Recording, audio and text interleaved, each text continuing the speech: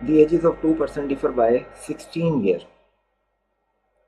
अब यहाँ पर भी एल्डर और यंगर दिया गया है और ये है the ages of two person differ by 16 year, यानी कि एल्डर की एज में से 16 माइनस कर दें तो वो यंगर की एज इक्वल हो जाएगा, क्योंकि एल्डर बड़ा है और वो 16 ईयर बड़ा है, तो अगर हम इसमें से 16 माइनस कर देंगे तो यंगर के इक्वल हो जाएगा।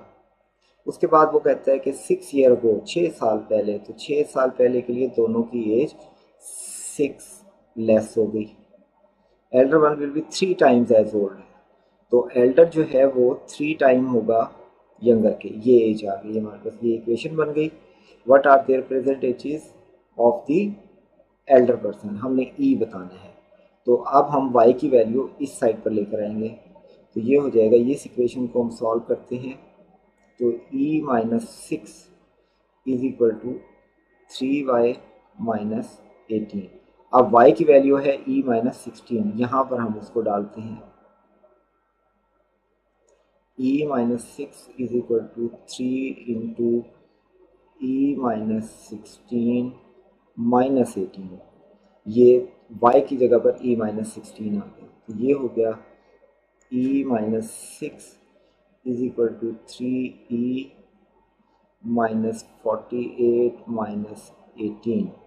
अब इन दोनों को इधर ले जाएं और ये e को इधर ले आएं, तो आपके पास आ जाएगा माइनस 6 प्लस, अब ये 48 और 18, ये 66 बनता है, तो ये माइनस का था, इधर आकर प्लस हो गया और this is equal to 3e और इधर से e माइनस हो गया,